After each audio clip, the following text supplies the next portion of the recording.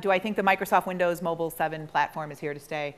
Yeah, absolutely it is. And they're going to have the advantage of manufacturers and picking them up, and they're the, I don't want to say the big bullies, but when you have that much money behind you, you can win market share. And to be honest, I like the user interface. I like the iPhone user interface still better than the Droid. I actually have a Droid and an iPhone, and of course a ton of stuff. We have a ton of stuff at work. I like the iPhone user interface better. The Droid interface isn't bad, it's good. It can drive me crazy at times, and it depends on the particular platform and the phone you have. The Windows 7 one is nice. They did some really nice things that they learned from everybody who was using the phones from it. So I do think it's a strong platform. I like that it's Silverlight. The whole, you can't really code Flash that's going to win on apps, and it's hard to make it really cool and interactive on the Windows Phone 7 platform. That's gonna be the case. That doesn't mean you can't run video. Video can be beautiful, and you can have apps that have video. But yeah, I think it's here to stay, and it's Microsoft. We were bidding on the amount of money they were spending to woo the hardware manufacturers to pick their platform, and the amount of money they were putting in their design center to sell the fact that their platform won is enormous. And when you've got that much money behind you, and you have a good product, you're gonna be here to stay. If their product was really poor, well, and they've had some poor products in the past, and they're still here. So, you know, I'm a Microsoft fan. We're gold partners. I'm not trying to throw them under the bus, but I'm just saying when you have that much weight behind you, I do think that their platform is going to be here to stay. With that said, it's really nice. It's a slick platform. I like the tiles. I think it was a great idea. It's got some nice features on it. It has things that people like, and they have an amazingly successful ad campaign. I don't know how many of you have paid attention to.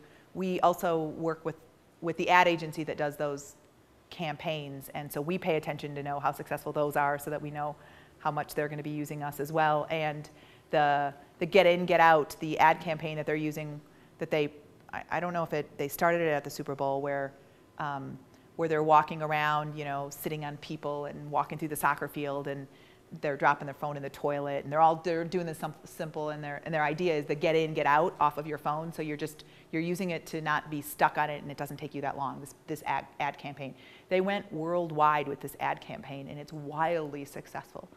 So we don't see it here even as much as internationally, just wildly successful. So yeah, they're going to be around. But again, their base is so tiny right now that you can't launch your app this month on that platform. You should be paying attention to how quickly you are going to launch your app on that platform, because the other advantage is when there's a handful of apps on a platform, literally there is a handful right now, yours is going to get found. So when you're a new Windows 7 phone user and you just spent money to download a new phone, and it's your right consumer market, and there's just a handful of apps, yours can be seen. So I'm not saying wait forever before you're going to launch on that one. There can be the advantage of putting your app on the one that there's very few, right? So, okay, free or not to free. This is decision point 5, and talking about how much they charge for it. By far, there is the possibility that you can have a free app and a paid app. So definitely quite a few of the customers that we work with have the free app and the paid app. So that's definitely a consideration. So you can have more than one app, and you can build them off the same code base, but you're actually telling Apple that this is the free app and that this is the paid app. And that's okay. And typically a free app has a limited set of functionality set, and the paid app has a more expanded set of functionality. So one way that you can try a market is to have a free app versus a paid app. Getting people to download, getting people addicted to it, and then downloading upgrades to it. Downloading, I want the paid app because I can get all of the seasons or whatever it might be, can be a great way to still have a free app and get some popularity among it, but then also still have a paid app and make some revenue off of it. With that said, so that's what I just shared. I don't see it as a wildly successful business model. Typically, an app that makes the most money didn't have the free app and the paid app. It's not by all means always the case, but for the most part, an app that was heavily downloaded, people were paying the 99 cents, and downloading it. And most of the money made was off the 99 cents download on the paid version. And as soon as the viral activity took off for it, it was all paid, because there is a lot of people who are more than willing to have the free app and never convert to the paid app. So conversion is a lot harder to go from a free app to a paid app than getting them to pay it when they download it the first time. So there's pros and cons on both business models, and they're both valid ones. And it very much depends on, is your consumer really going to be addicted to this app and want that free version? Is the carrot gold enough, so to speak? So. Have you seen businesses succeed at doing the free until they get viral and then doing the charge? Or does that just... Do I see apps that start off as free and then go viral and then charge? I'm sure there are some cases. It's not the normal path. I think most people are doing the free and the paid and the upgrade, not the I launched it, now I'm coming up with an upgrade and now I'm going to charge for it. That's not typically the model. Or I deactivate this one and now I have a launched one. I'm not sure I can think of it that way. It is possible, though, to say launch it free, and then 2 months later, everybody who downloads it from that point on is charged, and yet both folks can be grandfathered. Is that a possibility? Yes, you can pull your application off of the site and you can put your new version on the site, and you can charge for your new version. With that said, anybody who had already downloaded, of course, has it already. So anybody else who's going to download it can be a charge. So I cannot think of a client that we have that's actually done that business model, but we don't have hundreds of thousands of apps. There are plenty of apps that may have done that. I haven't seen that business model as a popular one. I would say it's a relatively unique. It's not possible, but I haven't seen it as often. I've definitely seen the free and the paid version more frequently than I have that version. There was a question here.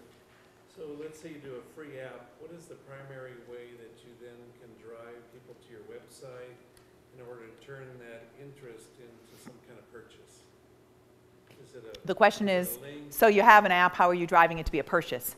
That's the trick of the app. That's the creativity and the design idea around really what the app is. And different ways they do that. All right, so in the MGM Studios app that we built, the idea was get people cult around a particular film, and they would jump to the site to download and watch it right now. So you're going to download to actually watch the film. So you can see that conversion model, right? So I'm going to drive somebody to do something that they're going to download on their phone and pay for. So whether it was they were watching or download something that they were paying for in a purchase, right? So I got very excited about this this dress, and I want to purchase this dress. So I go to the website to get more information and find out where I can buy the dress, because this drove me to buy a dress or buy a piece of jewelry. There are other apps that are more subtle than that. Let's see. The cross-stitching app doesn't have the ability to also cross-sell some of the other products that you might want, but you could. So other people who are using these cross-stitches, these are their favorite needles, and these are, I'm not a cross-stitcher, so I apologize if anybody is. These are the particular threads, or these are the particular, so things that you might like to purchase related to it. I've seen people do that. So now you can go and purchase those types of things. If you're driving, Happy State Bank was connecting you with the personal person that you wanted to talk to. So their business model was that they were more high tech. So you wanted to work with a bank that was high tech and yet still had a personal touch. So you could see your banker's face, and you could actually even see what they did some funny things where nobody thinks of their bankers as being funny, and they made their bankers have like funny Facebook and Twitter accounts that were doing funny things. And I don't know, it wasn't necessarily driving a lot of business, but it was driving people back to their bank. They only had limited online banking capabilities. They didn't have as robust of ones, and so it drove you to their website to actually do a lot more robust functions. I guess it depends on the particular app to know what's the best model to drive them to make a purchase. And clearly, that's what you have to think about, is what is the goal of that app? And it simply can be to make a purchase, but typically an app isn't going to be wildly successful if it just helped me buy something. I could have just bought something in a different model. when I have that jogging app and it really helped me understand my mileage, maybe it was ad sponsorship for the next marathons that were coming up or something like that, because other than that, I really wasn't motivated to be, I wasn't using the app because I wanted to buy something. I used the app because I was into running and I wanted to log my time and keep track of that. So if the app was all about purchasing something, I'd be annoyed and I wouldn't download the app or I wouldn't use the app. So you have to balance that. A consumer is very fickle with the app market, and if they feel like the whole thing, once they've downloaded it, was just to get me to buy something, I don't ever use the app. 99 cents in the trash, but I surely am not going to buy it or tell anybody else about it. The viralness of it goes away. Okay? So your question is on the Android, on the Apple market, is there a way to do invite only? Well, I would imagine Apple, it would not even be possible at all. No. It would be some Android. Right, on the Android market, is there an invite only download? Or is there a mechanism? Well, when you're testing and when you have a set of base that you can download, but when it's public, I'm not sure. I'm not sure. I know that when we're testing and when we're sharing with our clients, definitely we're in a mode where it's actually on the store and they're downloading it, but it's not public, it's not published yet. So we're sharing that app, but it's not a published app on the store. Once it's published on the store, I don't know of the invite only. That doesn't mean that there might not be one. So I just wanted to show this graph, even though it might be hard to read. I'll just basically tell you what it says. Oh, it is very hard to read. The blue is 99-cent apps. So the number of blues was the 99 cent. The orange was $1.99. The yellow, so I'm going from the left around counterclockwise. The yellow was $2.99. The green was $6.99, and the red was other, which was over or an unknown probably is where it was at. So the majority of them are 99 cent, but it's interesting how many are $1.99 and $2.99. So there's still quite a few of them that way. I would say we've had one or two apps that sold at the $4.99 or above. So we actually have built some apps where people were charging a pretty high rate for them. Typically, they're in a pretty niche marketplace, scientific application that was downloaded for a particular reason. They're not typically the general consumer one, but are making money at that. I want to say Susie Stitches was the $1.99. She might have been the $2.99. Knew her customer base well, and they were more than happy to buy that particular app. And as you can see, the majority of them are in the 99-cent ones. And this is of the ones that are charged, right?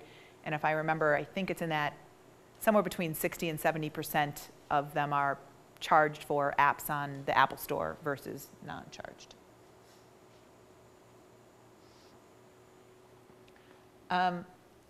In general, we have had people who are ready to charge $10.99 for their app, or even the $4.99 and the $5.99, and that's how their price point works.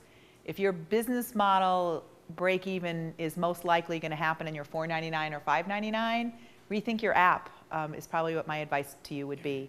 It would be that you got to try to keep the price point as low as possible. So it isn't to say that it isn't possible. There are some that are very successful and they're $4.99 apps and they're for particular niche markets, but in general, across a wide group of people, I would say got to have really good reason for the $1.99 and 99 cent. A lot of people pay for the paid app because they feel like a paid app actually, if you pay for something, it might be worth more, right? It might be a better app than if it was just free. So a paid app doesn't deter people when your app does look like it's going to be good and it gets a lot of great feedback. Okay, don't forget promotion. It's the I built it, they will come, right? I have an app, it's up on the marketplace, so what else would I have to possibly do? Well, you got to market your app, you got to promote your app, and think about all of the different ways to do that. So it isn't that people won't search the store and come across your app, and they very well could, especially in a niche place, in a particular niche market. So Cooks Illustrated has some apps, and I know exactly when I want to go and I type in a particular gourmet food or wine pairing with food, and I want to look at those apps. I've typed in some pretty specific search criteria, and I'm getting those apps back. Absolutely, that's great. But if you're really trying to attract a lot of users and trying to see where they're at in different places, making sure that you're paying attention to the things that I put up on here, social media, paying attention to how you're using that to drive your app promotions, the app review sites, considering writing some press, writing some blogs. It's amazing how some press can really drive a huge spike, and we see that a lot with our clients. We have a search visibility and a search interactive marketing promotion team who does it for websites and mobile apps, and when there is a spike, you will see that. So I guess I would go back to you might launch on Apple, is it Seth back there? You might launch on Apple, but might not do your promotion in your first couple of weeks, but then do your promotion. So making sure you have some timing on your promotion, but not forever. There's a short shelf life, and you want your app to win, and you want it to win now, not in 6 months from now. This isn't a medium where you're going to think about planning a year ahead. You're really planning in a relatively big, short time frame. Okay? So how do you find the press blogs if you're going to write your own or you want to see what's written? Go find an app that's getting downloaded a lot and go in your particular space, right? So go look. When we talked about research, you're not only researching the other apps, you're researching how the other apps are marketing, and you're using their ideas, right? So when you know that there's another Susie Stitches, if I wanted to create another app that was like Susie Stitches app, I'm going to go see what other cross-stitching apps are doing and where they're posting and where they're doing their marketing and where they're having blogs written about and things like that. So pay attention to another app in your space and see what they're doing. And there's a lot of ability to do that these days. If you're going to hire somebody to do the marketing, what kind of budget should you expect? It depends on how many downloads you expect, I guess. And how many user bases and what you're trying to do them across. In general, I would say, boy, I don't know if there's an in general. I would say that many of the big players in the space, many of the big branding companies spend 10 times they did on the application on their marketing for it. But for an entrepreneur, I would say some of them are spending half. Maybe some of them are spending up to equal if they were charging $2.99 maybe on an app, not more than that. So it kind of flips, right? It could be 10 times as much or half as much. And quite frankly, you might be able to do a lot of that. If you're relatively skilled in that particular area, it's not rocket science area. You can't if it's your second job, but if it's your full-time job and it's an app and there's social media sites, and you can work with some other people who might be doing some writing, you can do a lot of grassroots stuff yourself. You can do a lot of that promotion. There's a lot of tools and there's a lot of help online to tell you how to do that. With that said, you can also just pay somebody who knows what they're doing, slam, get it done, and go forward with it because they know how to do it. So it depends on how, if you're doing it to make a business out of it, and you're doing your return on your investment and you know you need to hit it hard and you know you need to get so many downloads as fast as possible, or you can do the slow path. And I'm not arguing one business model is better than another, they're just very different. Are there any commission junction-like marketplaces that perfect download, I'll give you 25 cents? Are there any third-party like Commission Junction, places that will resell or promote your app basically for you? There are plenty of places that will promote apps for you. You still have to be able to download it off of the Apple Store. There are some black markets, but they're not, and there's even in other countries, there's plenty of black markets, but here for the most part, not really. But there are other places to promote your apps, and it doesn't mean you can't promote your apps on your own websites as well. It just means that they can't download them or buy them, but that doesn't mean that they can't be promoted. So any place that you can promote, any of those types of places, you can still promote your app. You're just not downloading your app right there, right? So you're still doing a promotion. And definitely I think that you can buy some packages that are out there. There's no way that there aren't app promotion packages that you could go spend $4.99 on, and they're gonna push it to a handful of places they're gonna tell you, and do a few wires and get some links, I guess.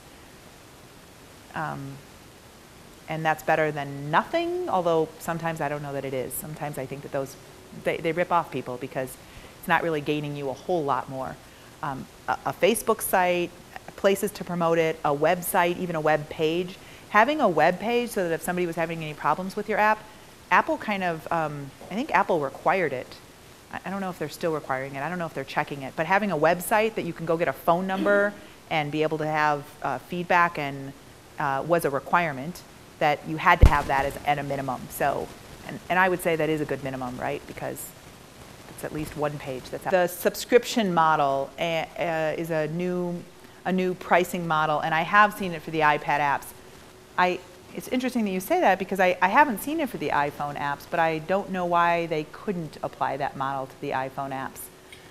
And the subscription model is very much, you know, I have to think through that. I know we just did, there's a different model on an iPad as well where it's a bookshelf. So if you're producing a book, it's very different than an app.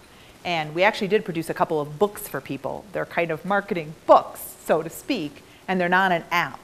And you have to go through a different model to get something published on their bookshelf. So if anybody has seen an iPad or have an iPad, their bookshelf, which looks so beautiful and so nice, you can actually have books published. For this particular client, the book actually helped them sell. It was absolutely gorgeous photos, so it was kind of like a coffee table book. So it was a coffee table book, but the book itself provided you website links and information back in order to do timeshares, and they sold property at these gorgeous locations. So they integrated the business model with this book that was like a desktop book, and it was very cool and very clever. It wasn't, we went back and forth. I don't even remember how it ended up because it was going to be an iPhone app, it was going to be an iPad app, then it became a book, but then so I think they ended up making an app and a book, and there was more app functionality, but did similar types of things in the book. And the book model wasn't the subscription that we talked about was because it would download all the new images and photos and stuff over the subscription. So the subscription model was that you paid like a newspaper subscription, and you can have an app that's in a subscription type of model. I don't know if the app, and so the question is simply, can that translate back to the iPhone? I don't know that I've seen that translate back, but I won't be surprised if they don't, because there's no business reason not to support that. In my head, I can't think of one. So I think that the only business reason not to is they just didn't have it set up to be able to accept it yet, and they will. That'll probably just be a matter of time. Okay, so a subscription model is different than the paid model. The subscription model is like the magazine subscription model. And typically you're not seeing that on the iPhone as much because the platform is just hard to be flipping pages and reading like a book on the small platforms. So the question is, do I see it in the future that Apple will clean house, will clean out their closet, and clean out old apps or clean out apps that don't live up to the latest standards or aren't as good? Because you might as well have a closet of everything that somebody wants to buy than a closet with a bunch of stuff that people don't want to buy. I don't know. I don't know that I see that. I think it naturally happens, although with that said, when does an index become too big to find anything? I guess if I think back on the web, though, I don't think it does. So if I use the web model, I would say I'm not sure it does. So therefore, the more that their business model is made on the more things that are downloaded, the more things that are paid for, they win. So who are they to judge? It could be that no one has ever downloaded it in the last year or two. I don't know, maybe they'll do some clean house, but I'm not sure that they will. I haven't seen that model. I have seen the expansion of iPhone and iPad apps as integrated apps, which I've always kind of known that they would. Remember when websites first came out, it was a marketing brochure. That's really what a website was. And that's really where iPhone apps started. They were doing something small. Now we're seeing a lot of, and that's why there's a lot more business apps starting to get created and integration of them. Apps are a component of a complete package system of a website and of your social media site and of your tablet and of your back-end application, and the mobile app is just one component of that. If you think about what the airlines are doing, they didn't recreate their website, so to speak, which we didn't talk at all about that because this is really about apps and mobile apps. But really what they're doing is creating an app versus, you know, if you have a website and you create a web version of a component of your website to run on your phone, you're not having an app, it's a website. You're going to a browser and you're looking at your website, and your website has functionality that was designed for the mobile marketplace. So by all means, that is an absolutely fine, good idea, and you should explore and think about it. It's a bit different than downloading an app, and what happened is consumers got addicted and attached to the app marketplace and downloading them. With that said, I won't be surprised if the surge, the wave becomes a lot of apps that are really fast and a lot of people do have good connectivity that can be just your website app that's modeled for the phone. So I'm not talking about your website where you're looking at a picture like this, taking your fingers because you're trying to read the text. I'm not talking about one of those. I'm talking about, the one where you're checking your flight status and there's 2 things to do on that particular site. It's still a website. I wasn't downloading United's app. I was on the United website checking on my particular flight status. So what are the trade-offs that thinking, do I want a simple mobile web application versus that? Because it seems like a lot of the apps, that's all they really are, like Wikipedia, it's not down. So the Interface to a website. So the question is, how do you decide when you have an app idea versus a website mobile idea or a mobile website idea? And how do you pick and choose between the 2 of them? Let's see. I'll go back to, part of it is the consumer and the audience and the fun of it. So this countdown to my makeup and this app that was running on my phone was really cool, and it was my app and I was customizing it, and I love it. And I could have done the same thing on a website. It would have been hard to do it so it fit my medium really well. I would have ended up creating a website that was a website app. It was possible, but probably not even as easy and not as targeted, and never got shared with anyone. So that's a perfect thing that makes more sense to be an app, where I'll go back to United's website for a flight status check. If you're trying to have somebody check on where their shipment is, why are you creating an app to say where their shipment is? Because they bought something online on their website and you're checking where their shipment is. So somebody's not downloading an app to check on a shipment, really. And I'm joking, but literally I have a client who really wants this app, and I'm like, really? Create a web page that's got the code, so when my email I clicked and it brought up that web page and I could check my shipping. I don't need an app for that. So I hate to say that I can't give you a general rule, because it feels that different to me. When it's an app related to when I'm on my mobile phone and I'm running and I'm doing my jogging thing and I'm keeping track of it on my mobile phone in my app, it's not a website page per se. What would be really cool is if it automatically uploads and then I kept my profile. It's kind of like what we're doing with B-Cycle with the bike sharing program. I want to know how many calories I burned and what my carbon offset was and this cool stuff that the app is telling me, but then make sure it's uploading it to my profile on my website and tracking it for everything. So my profile on my website's telling me every route I've taken. Oh, I know, the ski app. The ski app will show you all the runs that you took during that day, but you actually want to store the whole year and you want to share it, and you want to share it with lots of people. I'm not sharing my app with lots of people, but when I'm a Colorado ski-aholic and I got my, you can tell I don't know what it is, 500? I don't know what a big number would be, 500 run in this year, and I want to show the mountain and all the runs that I did, and I want that up on my website. And I want my app to feed information to my website, but my app is tracking when I'm on the hill today. Let me ask it a different way, like the United mobile website. I think it's fantastic. Yeah. But could they have an app that was basically just, their little United icon, and when you touch it, it goes to their website? Would that be allowable? No. So the question is simply, can you have an app that just links you to a website? And it wouldn't get approved because it's not an app. That's just a website link. So unfortunately, okay, I shouldn't say that. One, you can put anything on a free marketplace, so you would. Why you would do it, I'm not sure, because no one would think about downloading it to do that necessarily. It wouldn't be accepted on Apple's website. On Google's it might be, but I'm not sure that it would have any value, so. Okay, so I know I have one volunteer. I think it's helpful if you hear feedback given to somebody on a particular business idea, then it can kind of help you with your ideas. And hopefully by me sharing some of these app ideas along this presentation, along the way, it's helping generate your own ideas and furthering where you're at with your ideas. So would you like to start and share? All right, thanks. My name is Alon Shamir. I have a company, Your True Nature, in Fort Collins, Colorado. And we have made a number of bookmarks. People go, I can't make money with bookmarks. Although we have 15,000 stores that carry the bookmarks and sell about $3.5 million of bookmarks. So the concept is advice from a canyon, very simple.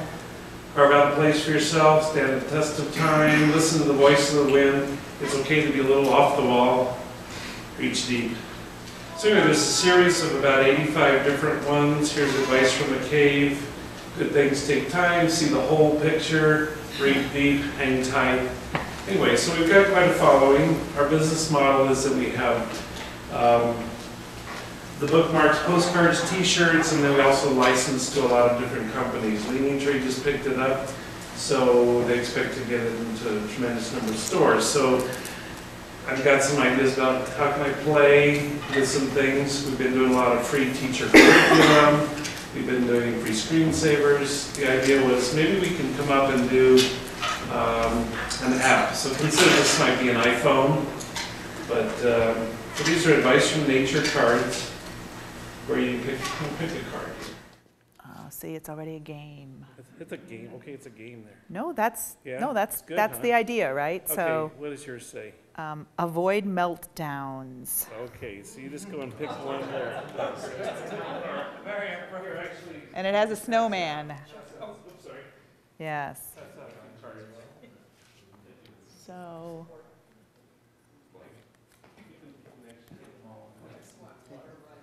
So if you're going to make a game out of it, though, Right. if you're going to make a game out of it, it has to be for a purpose. Remember my singular idea? It can't be just a game. It has to be a game that you'd play when. When would I play the game? So if you're thinking about a game, it has to be, I'm playing the game when I'm at a wine and cheese party. And it might not be appropriate for this particular thing, right? But you have to have a particular place where you picture the users playing the game. It can't be just a game that sounds like fun to download when you're talking about this and you're having them pick a different mood game. So it's a mood game. It's a different mood. It's different. Different inspiration, I would call it. Inspiration. So let's say that you just want to, there's a lot of divination decks, or there's a lot of inspiration decks where you just pull a card in the morning and it gives you some kind of. Yeah, but instead of pulling a card, I always want you to tell me a little bit. I want it personalized. Personalization matters a lot to us these days. It's the Starbucks principle. They ruined us, right? And blessed us. I walk up to the Starbucks counter, and do I get a coffee? That's not their business model. I get a personalized coffee because I want a skinny latte with a shot of sugar-free vanilla with no foam. I don't know if you can buy that. With that, right? It's my coffee, right? When we have apps, we want to personalize it. So it's not just that it's a game. It's I'm going to tell you 3 things about my mood today. It's going to ask me, am I cranky this morning? Did I sleep well last night? Do I feel a cold coming? Did I do this? Now here's my words of wisdom. Don't just tell me any words of wisdom. I got the newspaper astrology thing. I don't care about that anymore. I want it personalized. I want it personalized for me. So if you're thinking about an app, you're thinking about a personalized app for me. So how does it be personalized around me? I store some things. I store some things about me that I want you to know. And then when it's off, it tells me something else about that. Maybe I store when I usually wake up, and it tracked that my phone had been on, and I was on my phone, and now it's going to tell me when I wake up and I'm on my inspiration thing today to take my deep breath and know my mantra for the day. It personalized it and said, you seem to be working a lot last night. I think you need to take 3 deep breaths, right? Because it used something I was doing on my phone to actually personalize or tell me something back. So inspirational types of things might be an app when you're giving, and it seems so clever, and I'm like, how did it know that about me? Nice Because personalization, now yeah. what I do is I say, Beth, because Beth and I are at our kids' soccer game, my God, you should have seen this app. Like, it totally busted me this morning. It knew I was PMSing and I was cranky, right? And I should go do this. Like, hope my husband doesn't see this app, right? I mean, can you see how that's happening? So you got to think about an app like that. That app is way more cool and interesting when it knows things about me. And come on, how hard is that? I mean, think about all the different things you could put into an algorithm. I mean, you got all this inspirational stuff, brainstorm a couple nights, you've got a couple of different types of things.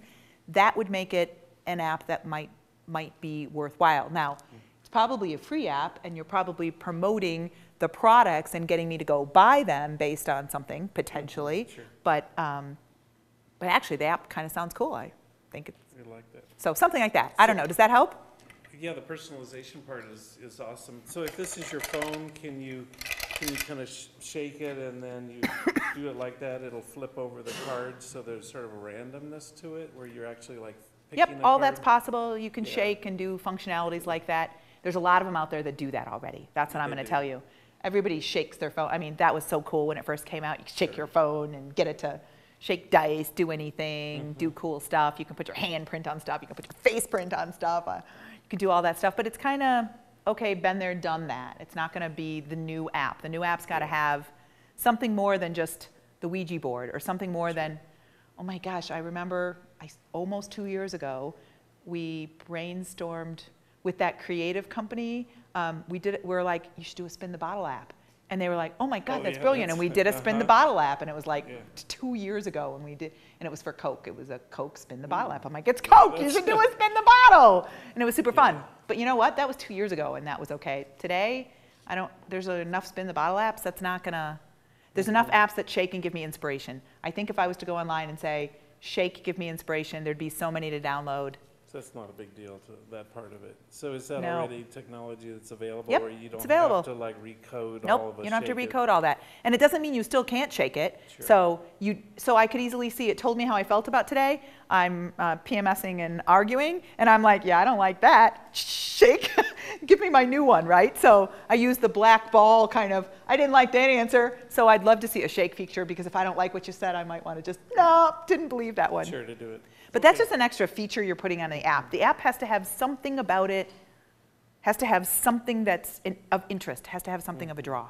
There's one more Sure, go ahead. iteration of it. So one of the things is, we live our life and then suddenly a glitch happens. I say it, when a tire in your car goes flat, it's sometimes hard to see just how very well it's going with the other three. And, we let the little glitches in life get in the way. So we have a program called 1,000 Things Went Right Today. And this is another application of it where you pick a card and it helps remind you of, in the middle of glitches, what is going right. This says my elbow bent,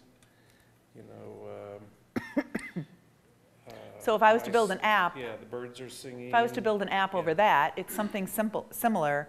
It can't just be completely random, because, which it might be able to, but I'd love to see it also say, encourage me to think about what was one of the things that might have went right for me today. And maybe I told you 4 things. I have a 7-year-old, and I live in Colorado, so it's probably not going to be that it rained on me today, right? Or it involved the weather, like it didn't rain on you today, it was sunny again. You didn't forget to pick your kid up from school. I did actually yesterday. Oh, no. Totally did. I swear to God, I need an app. So you And could- I have Outlook, you'd think, but I didn't put in Outlook. Like, I'm going to have an app to jump off the frickin' table onto the floor because I forgot to pick up my kid. So you could put information in at the beginning that says something. about kids, pets, and things. I don't know, and that'll make it seem more like, and then maybe I'm going to tell it maybe I'm picking what I think. So it didn't just give me 1 card, but it let me have 4, and I got to pick what was the one thing that I thought was good about today. And I do that for 10 days, and then it says, and then it learned from the ones that I picked, and it came up with other ones, because I don't want it to just tell me the same ones. So if I constantly pick that, I remembered to pick my kid up from school, I remembered to to eat breakfast or whatever it was, if those are the ones that I tended to pick, then the other ones that it's going to come up with are something similar. So it has to have some intelligence to make it matter to me, right? Okay, yeah, So makes sense. intelligence, personalization, those things matter. All right, thanks. You're welcome. Yes, sorry. So the question was, does the app have to do with moving? No, in fact, some of the apps are very much when you're sitting still or you just have extra time, or it could be. So the moving would be like if I was going on a jog and I wanted to keep track of a certain thing. But it wouldn't have to be at all. No, it doesn't have to do with movement. I play blackjack game on the phone, and there's no movement related to it. There's no movement related to it. Susie Stitches doesn't have any movement related to it, but she has an activity she's doing, and she wants help. So the reason the cross-stitching has become like this crazy thing is because they're watching a trend, and there's a ton of people who are into cross-stitching, and they bring it with them. It's like the knitters, too. So they're hanging out at a kid's soccer game. Kid doesn't even play soccer. They're hanging out at a kid's soccer game, and they're cross-stitching, and they don't have their book with them, and they want to look up, how do I do this particular stitch? And so they look it up on their little app, and then they know how to do their stitch. So it does have to do with, in the sense that you are where your phone is and you're not in your house. So if you were saying, I wouldn't be on my house and my computer, yes. If you're sitting in your house on your computer, why are you using your app? Your app would have to be doing something related to your phone, but otherwise you're using your computer. I don't know, maybe that was your question and I misunderstood it. I have a product. There are a ton of recipe apps, recipe builders, keeping track of my shopping list, because my shopping list I want on my phone, because when I go to the store, I don't carry my laptop, I want my shopping list on my phone, absolutely.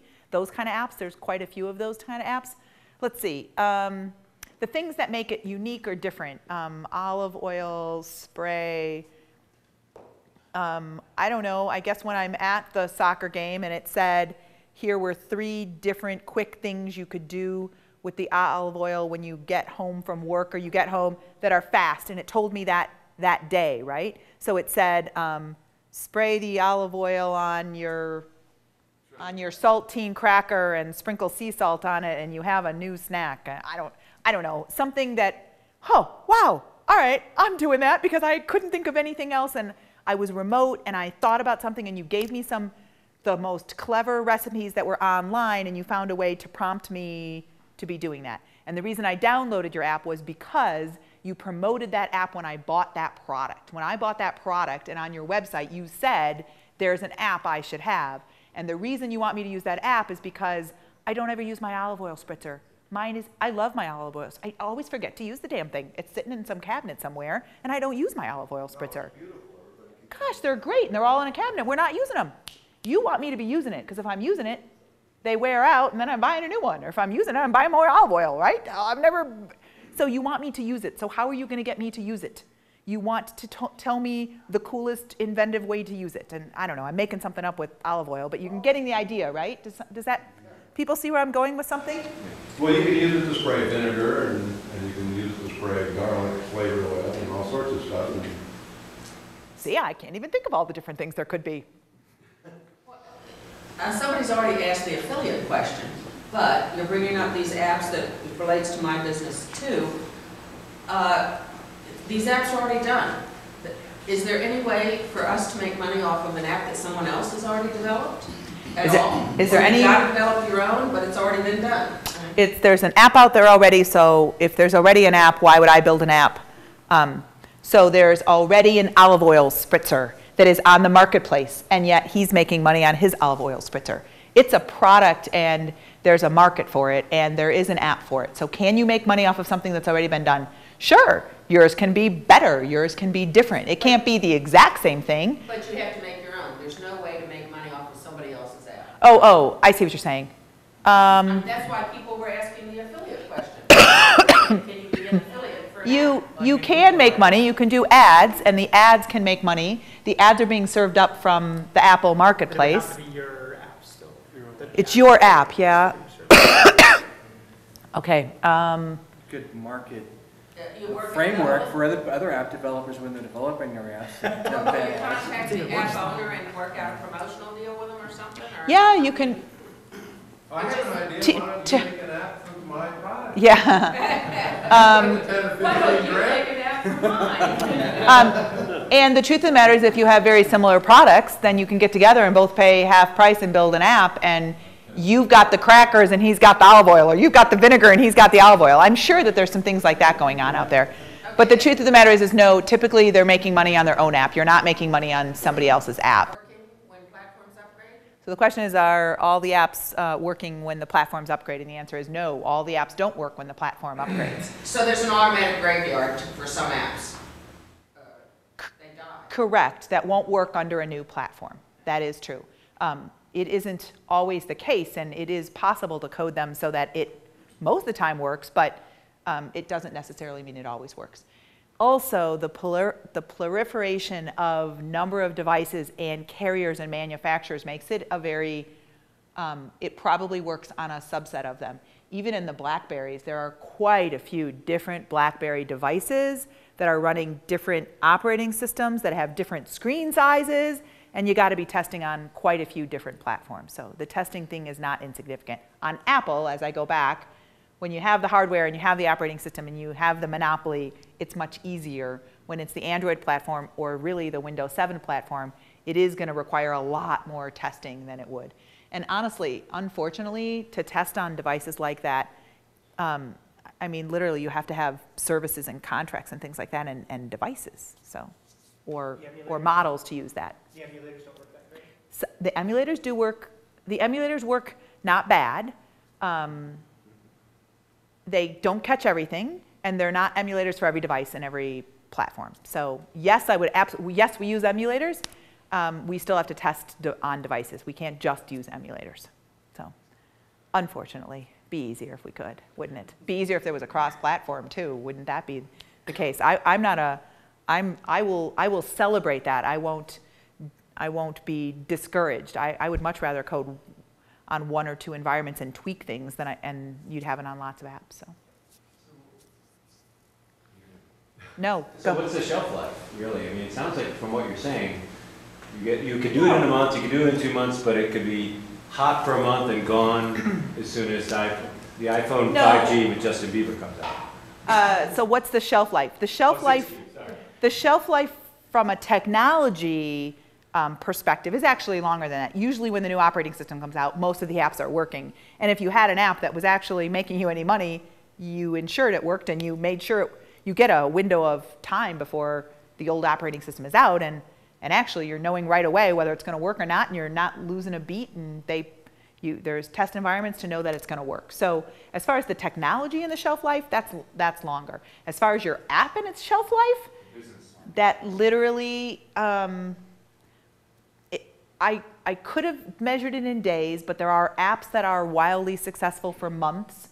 There are some that are lasting longer than that, like Angry Birds and some other things like that. And there are ones that we don't know how long the shelf lives are going to be because they're getting wildly successful. I don't think that for the most part, those ideas, they do, I get excited about something because that's what I'm into, right? Take the wedding app, right? Like, I'm going to use that wedding app one time in my life. But there's lots of other people who might also use it that one time in their life. And then it might die off for a little while, and you can do a huge marketing push and resurge it, right? And it could become a great app again because you did another push for it. But it's for a different set of consumers. So for that app, there's always somebody getting married. It's always going to be the case. It's just a matter of if you did marketing and you did some push around it, that marketing for it is going to last a certain period of time. But that's the same as promoting somebody to go to your website. Like, you do a big push, they go to your website, like, what keeps them coming? What keeps them downloading your app? Facebook and Twitter and social media and marketing is going to keep them downloading your app. That app's just sitting there.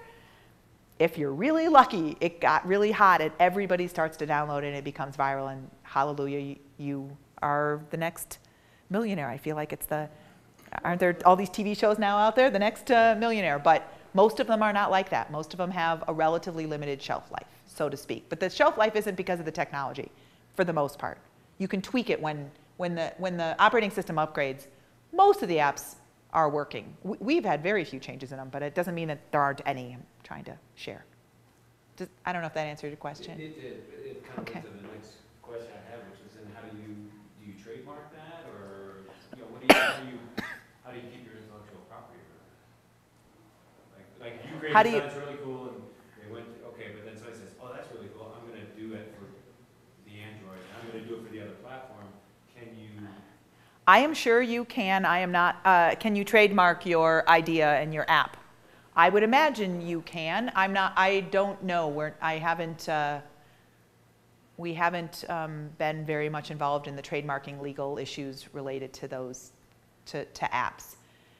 With anything, you'd have to fight it, right? So here's the real story that you can go get any trademarks you want and you can spend a lot of money with lawyers, but the truth of the matter is if somebody copies your idea, you don't instantly just get to raise your hand and say you say you can't do that. They say, and so?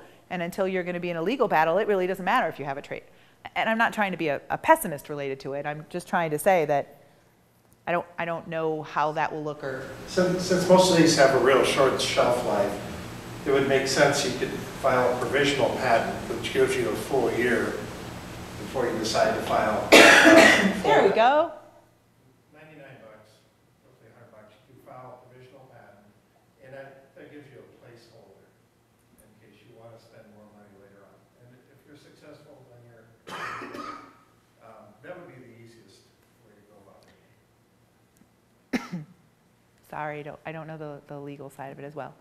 So what's the biggest number selling app you've ever done? I mean, we're talking 10 million or 5 million or 100 million? You know what? Our clients don't often share that back with us. So we don't have apps that we're selling, so to speak. It's our clients' apps. So we know some information from them, but I don't know all of the information from them. Have you heard any stories about it? I mean, give me something to make it worth my while to spend many hours to figure out a great app. I guess that was the Susie Stitches example that I gave you, that she spent somewhere between $10,000 and $15,000 and did her return on her investment in less than 3 months. So. Only 15 grand. Oh, but people are still downloading her app. That was, she made her money back. The app has still been downloaded. I guess I don't know what the latest download numbers are. I can't imagine that it was it gained speed. So the number of downloads she had to make her money back, she would have, even if she was at that same rate for an entire year, she would have made however much money that was, right? So you're right, that wasn't millions of dollars, but who's making millions of dollars? I mean, Angry Birds. Do I know of companies making, oh gosh, I want to say millions. Who knows the Angry, I swear it's in the millions. I mean, millions of downloads. Yeah, millions of downloads. They're all taken off everything. I mean, yeah.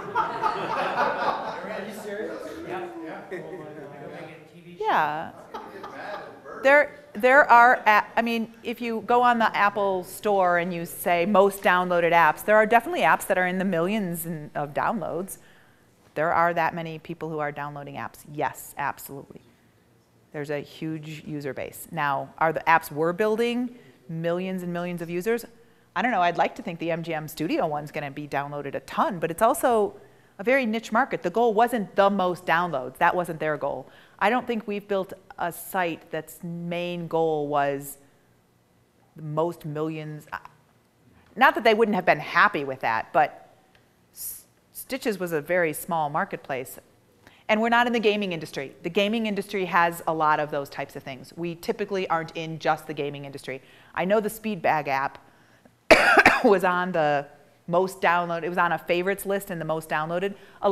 So if you go back to how often is the shelf life, the reason I would say sometimes they're short-lived is because we will build apps, we will see them on the most downloaded, so there's a page of the most downloaded apps. If yours made the page of most downloaded apps today, that's a big deal. We screenshot those and we save them because an app we had written had the most downloaded of that day. That's a big deal. It's like the movie list. It's not on the most downloaded list every day for the rest of the year. It hits it for that week. Maybe we were doing a big promotion with them and it hit it for that week and then it dies off. It doesn't, I don't have any experience with one that was Angry Birds that became viral like that.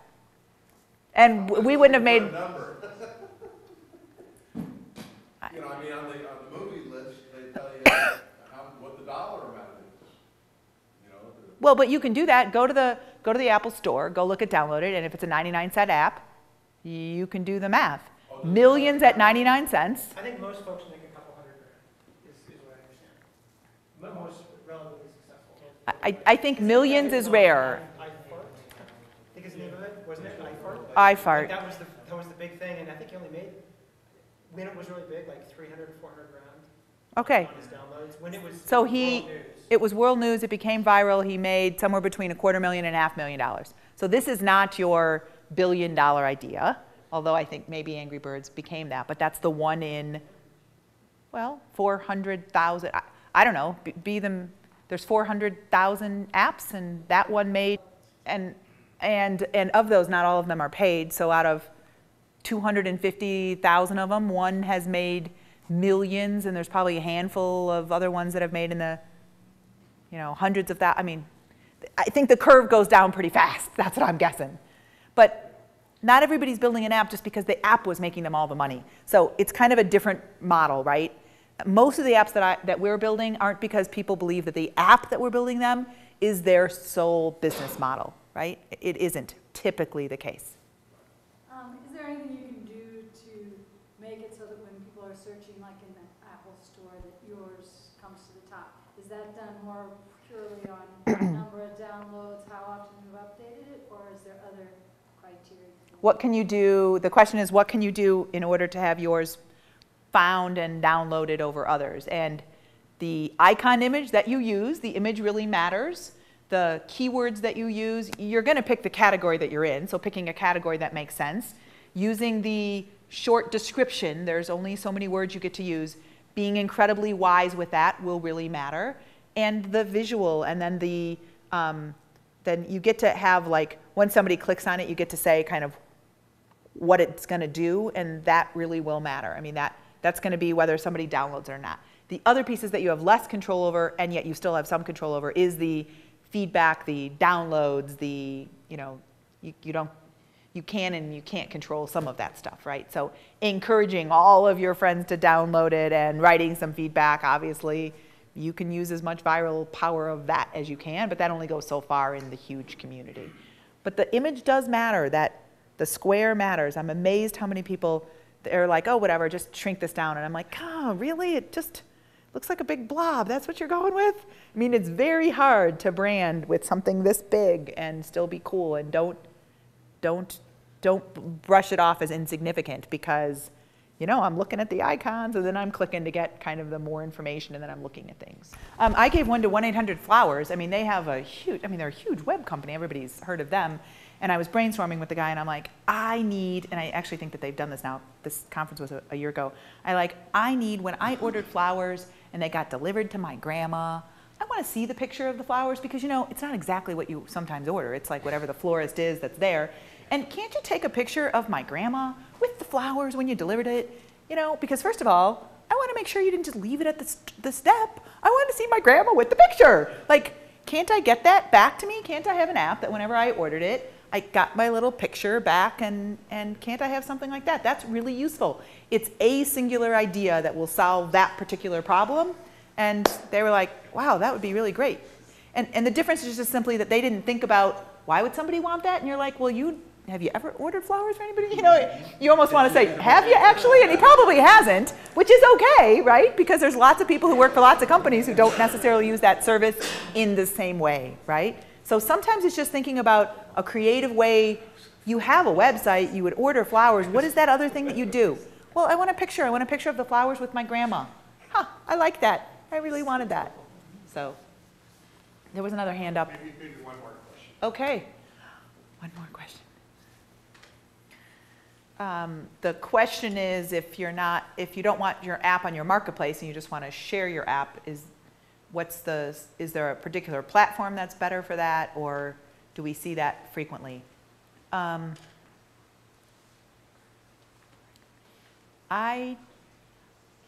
don't see it frequently, but that's probably just because our customers aren't coming to us to have us build internal apps that they're using. So So I don't know that I have specific experience in if you just want an app that's between you and your company, or you and your friends, or you and your, I don't know, I mean, I'm not sure. Okay. I'm sorry. It's just a huge market right now, so developing, so. Yeah, that you would have your own app. Sure. Well, I think it is. It's just that I don't have a specific experience with it, because we're not coming, people aren't coming to us for an app that they don't want public, typically, so. That might be something more like you take to an Oracle or a Salesforce.com. Right. So, within your business environment, here's an app for that. But Right. But they are selling, I mean, they have those. Private app stores, or not necessarily store, but a distribution mechanism. I'm But- working on something similar to Salesforce's. Yeah. Right. I always thought somebody was going to make a better marketplace. I thought that was right around the corner. There were a couple players who I thought might make better marketplaces.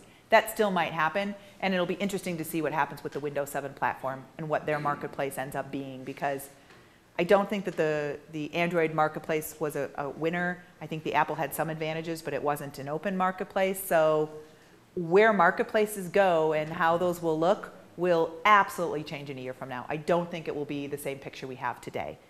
It still doesn't mean that a great idea for an app isn't still going to be viable. It just means that there's going to be different places to put it and different places to have it. So thank you all very much for your attention and questions.